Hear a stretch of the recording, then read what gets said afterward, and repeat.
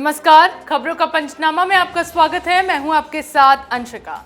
हम लेकर आए हैं देश दुनिया की 5 बड़ी खबरें, जिनके विश्लेषण के लिए मेरे साथ स्टूडियो में मौजूद हैं कैपिटल टीवी के editor in chief doctor Manish Kumar. Doctor साहब, बहुत बहुत स्वागत है। धन्यवाद। सबसे पहले नजर डालते हैं हेडलाइंस पर। सुप्रीम कोर्ट से उद्धव गुट को लगा बड़ा झटका, शिंदे को मिली राहत। कोर्ट ने कहा, उद्धव ने फ्लोर टेस्ट का सामना नहीं किया तो उनकी सरकार को नहीं किया जा सकता बहाल। दिल्ली सरकार वर्सेस एलजी मामले में सुप्रीम कोर्ट ने सुनाया फैसला। ट्रांसफर पोस्टिंग का सरकार को मिला अधिकार, आम आदमी पार्टी ने मनाया जश्न।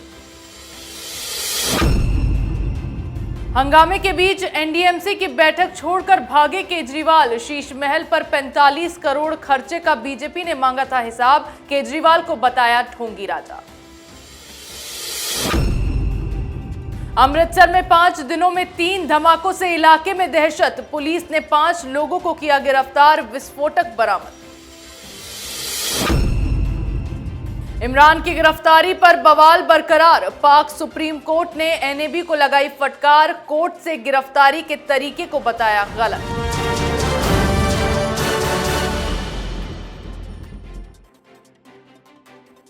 खबरों की शुरुआत में सबसे पहले बात करेंगे उद्धव ठाकरे को सुप्रीम कोर्ट से लगे झटके की।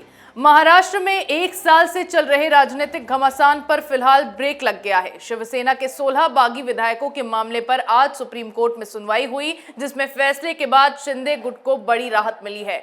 कोर्ट ने साफ शब्दों में कहा कि वो विधायकों की अयोग्यता पर फैसला नहीं लेगा। इसके लिए स्पीकर को जल्द फैसला लेने का आदेश दिया गया है। साथ ही मामला बड़ी बेंच को सौंप दिया गया है। इसके साथ उद्धव ठाकरे पर टिप्पणी करते हुए कोर्ट ने कहा है कि उद्धव ने फ्लोर टेस्ट का सामना नहीं किया, ऐसे में उनकी सरकार को बहाल नहीं किया जा सकता। डॉक्टर साहब, कितनी बड़ी राहत शिंदे गुट को सुप्रीम कोर्ट के फैसले से लगी है? देखिए, सुप्रीम कोर्ट का फैसला तो बिल्कुल साफ है कि उद्धव ठाकरे के हाथ में ठन गोपाल कुछ नहीं लगा, सारी चीजें छिन गई, बस मॉरल विक्ट्री।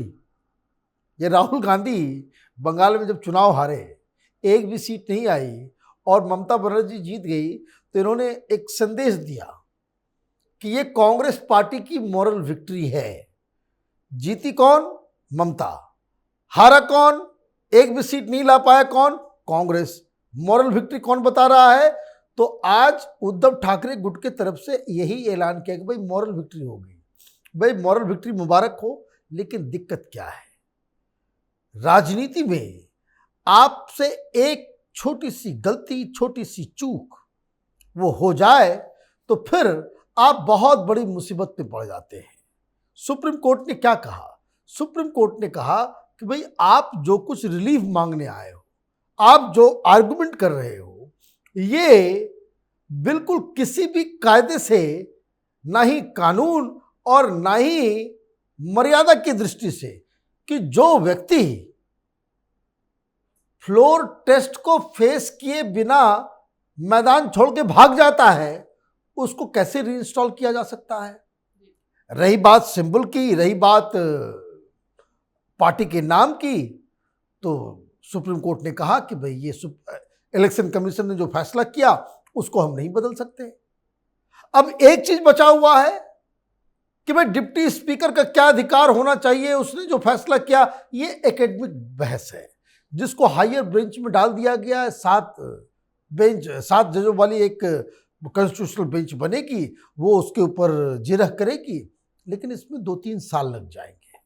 तब तक नया चुनाव भी हो जाएगा, लोकसभा के भी चुनाव हो जाएंगे, विधानसभा भी चुनाव हो जाएगा, सब कुछ खत्म हो जाएगा। कहने का मतलब ये है कि सुप्रीम कोर्ट का जो फैसला आया वो उद्धव ठाकरे के लिए अब तक का आखिरी और सबसे बड़ा झटका था। यहां से उद्धव ठाकरे की राजनीति ऊपर उठ सकेगी, इस पे बड़ा सवाल खड़ा हो गया है। जी बिल्कुल, लंबे इंतजार के बाद आखिरकार सुप्रीम कोर्ट का महाराष्ट्र राजनीतिक संकट मामले को लेकर फैसला आ गया, जिसमें उद्धव ठाकरे के सपनों पर साफ तौर पर पानी फिर गया। वहीं दिल्ली में मुख्यमंत्री वर्सेस उपराज्यपाल के मामले में सुप्रीम कोर्ट ने आज फैसला सुनाया। अपने फैसले में सुप्रीम कोर्ट ने कहा कि अधिकारियों की तैनाती और तबादले का अधिकार दिल्ली सरकार को होना चाहिए, जिसके बाद आम आदमी पार्टी फूली नहीं समा रही है। आपको बता दें कि केंद्र सरकार ने 2021 में government of NCT of Delhi act में संशोधन किया था। इसमें दिल्ली के उपराज्यपाल को कुछ और अधिकार दे दिए गए थे। आम आदमी पार्टी ने इसी कानून के खिलाफ सुप्रीम कोर्ट में याचिका दायर की थी। इसी याचिका पर सुप्रीम कोर्ट ने आज फैसला सुनाया है। डॉक्टर साहब, क्या दिल्ली सरकार की जीत हो गई सुप्रीम कोर्ट में? देखिए, सुप्रीम कोर्ट ने जो फैसला किया वो जीत हार किसी की होती नहीं है। डेमोक्रेसी का जो तकाजा है, इसमें चुनी हुई सरकार के पास ताकत होनी चाहिए और सुप्रीम कोर्ट ने इसी मापदंड के तहत आज फैसला दिया कि चूंकि यहाँ पे एक पब्लिक के प्रति जिम्मेदार सरकार है, चुनी हुई सरकार है, एमएलएज हैं, इनको चुनाव में जाना है। जहाँ कहीं भी ऐसी व्यवस्था होगी, अगर अधिकारी उनके नियंत्रण में नहीं होंगे, उनकी ट्रांसफर पोस्टिंग जो है उनके नियंत्रण में नहीं होगा, तो सरकार चल नहीं पाएगी। तो इसलिए जो संविधान में व्यवस्था है कि लॉ एंड ऑर्डर, जमीन और एक दो इस तरह की चीजें हैं जिसके ऊपर लेजिस्लेटिव पावर नहीं है दिल्ली सरकार की, उसके अलावा जो तमाम जो अधिकारियों से जुड़े हुए अधिकार है वो होना चाहिए दिल्ली सरकार के पास। हैविंग सेड दिस, आज जो सुप्रीम कोर्ट का फैसला आया है, चीफ जस्टिस साहब बहुत रिग्रेट करने वाले हैं। और ये मैं इसलिए कह रहा हूं कि फैसला आया नहीं, ये दिल्ली के लोगों के पैसे की चोरी करके शीश महल बनाने वाला शख्स प्रेस कॉन्फ्रेंस करने आता है और पहली बार वो अपने एजेंडे को बताता है कि मैं सब कुछ बदल डालूंगा, सारे सिस्टम मैं अपने हिसाब से लगाऊंगा, चीफ सेक्रेटरी बदलूंगा। तो अभी देखिएगा, तबादले की लिस्ट लग जाएगी। वो क्या होगा ये भी मैं आपको बता दूं। वो देश के अलग अलग जगहों से, अलग अलग काडर से वो अधिकारियों को उठा करके लाएगा अपने मन पसंद। मतलब आप अपने ढंग से सिस्टम चलाना चाहते हो, आप सिस्टम के पार्ट होकर नहीं। प्रधानमंत्री मोदी प्रधानमंत्री बने, गुजरात से आए, क्या उन्होंने ऐसा किया कि सारे सिस्टम को बदल डालो, सारे अधिकारियों को छुट्टी पे भेज दो, अपने पसंदीदा अधिकारियों को लेकर के आओ? नहीं, करना भी होता है, उसका तरीका है। लेकिन केजरीवाल ने आज अपने इस प्रेस कॉन्फ्रेंस से सुप्रीम कोर्ट के फैसले को उसने गलत साबित कर दिया। ये व्यक्ति अपनी तानाशाही प्रवृत्ति की वजह से सुप्रीम कोर्ट के अच्छे फैसले का जो अपमानित करने जा रहा है, ये आगे आने वाले 2 महीने में दुनिया के सामने होगा। जी बिल्कुल, दिल्ली में पावर सरकार के हाथों में लेने के लिए केजरीवाल लगातार हाथ पैर मार रहे थे, जिस पर फैसला आने के बाद आम आदमी पार्टी जश्न मनाती फिर रही है। अगली खबर में बात करेंगे एनडीएमसी की बैठक में मचे बवाल की। शीश महल मामले में अरविंद केजरीवाल चौतरफा घिर चुके हैं। इसी मुद्दे को आज एनडीएमसी की बैठक में भी उठाया गया, जिसमें केजरीवाल से उनके शीश महल पर खर्चे गए 45 करोड़ का ब्यौरा मांगा गया और उसमें की गई अनियमितताओं का मुद्दा उठाया गया, साथ ही जिनका जवाब केजरीवाल नहीं दे पाए। साथ ही एनडीएमसी सदस्य कुलजीत चहल ने इस मामले में जब केजरीवाल से सवाल किए तो वो वहां से भाग गए, जिससे बैठक में जमकर हंगामा हुआ और 30 मिनट में ही मीटिंग खत्म करनी पड़ी। डॉक्टर साहब, क्यों अरविंद केजरीवाल बार बार इस मुद्दे से भाग रहे हैं और 45 करोड़ के खर्चे का ब्यौरा नहीं दे पा रहे? देखिए, सुप्रीम कोर्ट से जब फैसला आया तो इन्होंने प्रेस कॉन्फ्रेंस बुला ली। एक भी मीडिया ने शीश महल पे सवाल नहीं किया। क्यों नहीं किया भाई? एडवर्टीजमेंट चाहिए। उसके ठीक पहले आज सवेरे एनडीएमसी की मीटिंग थी। वहां पे जो तमाम मेंबर्स बैठे हुए थे उसमें कुलजीत चहल भी एक मेंबर है, और वो तमाम दस्तावेज और लेकर के उनसे पूछताछ करना शुरू किया। जकूजी और कमोड के बारे में पूछा, पर्दे के बारे में पूछा। पहले तो केजरीवाल उसको घूरते रहे, डराने की कोशिश की, धमकाने की कोशिश की, कुछ बोल नहीं सके और गुस्से में तमतमाते हुए वो मीटिंग छोड़ के भाग गए। कहां कहां से भागेंगे आप? जहां जहां सवाल किया जाएगा ये भागना पड़ेगा इनको, क्योंकि मुसीबत इसमें बढ़ गई है। एनजीटी की टीम बैठ गई है। एनजीटी की टीम अब ये तय करेगी भाई आपने कुछ गलत किया है या नहीं किया है। अभी चीफ सेक्रेटरी, जिसको ये फौरन 2 दिन के अंदर बदलने वाला है दिल्ली सरकार के चीफ सेक्रेटरी को, जो ऑलरेडी बहुत सारे दस्तावेज को कलेक्ट कर रहा है इनके पाप, इनके शीश महल को लेकर के। अभी आप देखिए कि किस तरीके से ये तमाम लोग, जो लोग पीडब्ल्यूडी में, जो लोग दस्तावेज को, जो लोग इसमें शामिल हैं, उन सब को बचाने के लिए किस तरह से काम करता है। लेकिन सुप्रीम कोर्ट का फैसला इनके फेवर में तो आ गया, लेकिन विलंब हो चुका है। बहुत सारे कागजात बाहर आ गए हैं।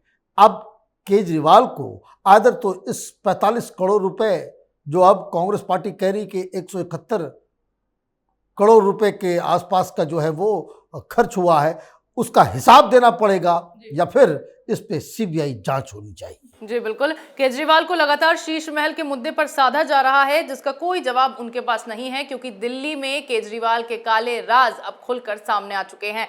अगली खबर में बात करेंगे पंजाब में हुए तीसरे धमाके की।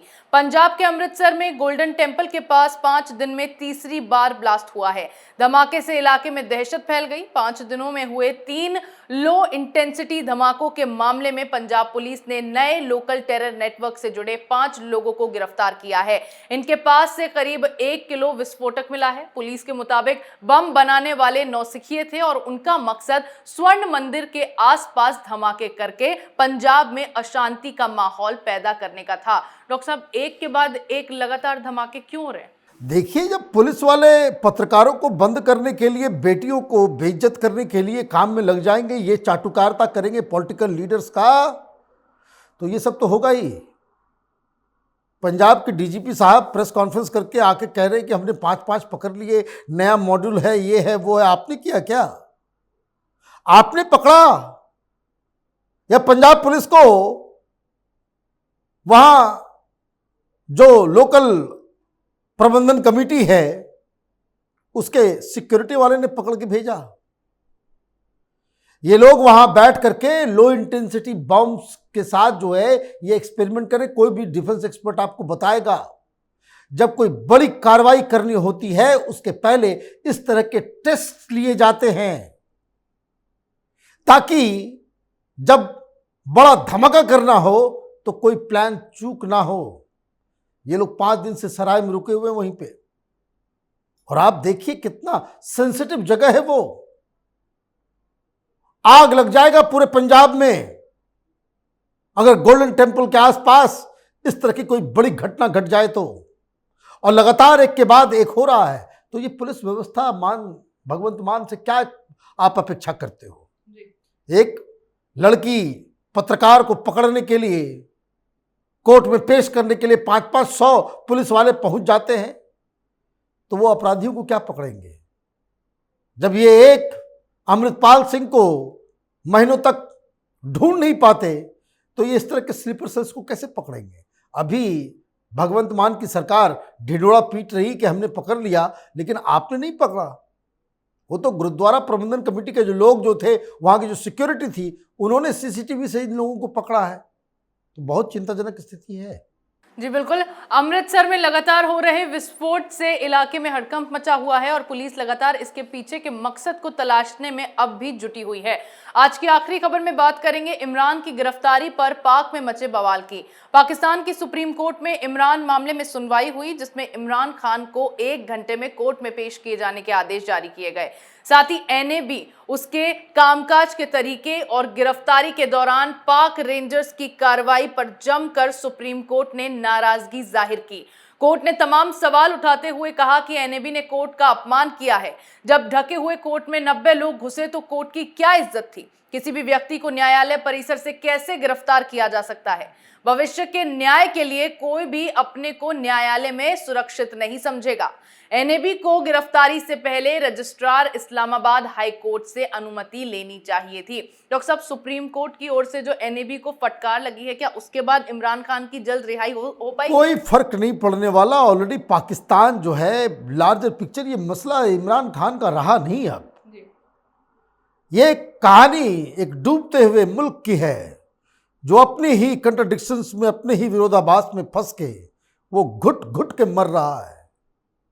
आर्मी चीफ बोल रहे हैं कि भाई आर्मी के ऊपर, इंस्टॉलमेंट्स के ऊपर आर्मी, अब आर्मी के हेडक्वार्टर पे ही लोग घुस करके वहां आगजनी कर रहे हैं, कोर कमांडर के घर में घुस करके वहां से मुर्गियों को पकड़ रहे हैं। वो कोई बता रहा है कि वहां जो बने हुए खाने पीने के सामान थे उसको लेकर के लोग जो है वो जश्न मना रहे हैं। हर जगह गोलियां चल रही हैं, आगजनी हो रही है, जनता सड़क पे आ गई है एक पार्टी के तरफ से। तो कहने का मतलब ये है कि सुप्रीम कोर्ट तो वहां आर्मी के इशारे पे काम चलेगी। ये साफ साफ दिख रहा है जिस तरह से आर्मी सड़क पे आ गई है। भाई सुप्रीम कोर्ट को यह भी कहना चाहिए ना, भाई आर्मी को क्यों उतार दिए हो। सुप्रीम कोर्ट को यह भी कहना चाहिए कि भाई क्यों आगजनी हो रही है। आपने पीटीआई के, इमरान खान की पार्टी के तमाम बड़े लीडर्स को आपने बंद कर दिया और हर जगह आर्मी आपने उतार दी है।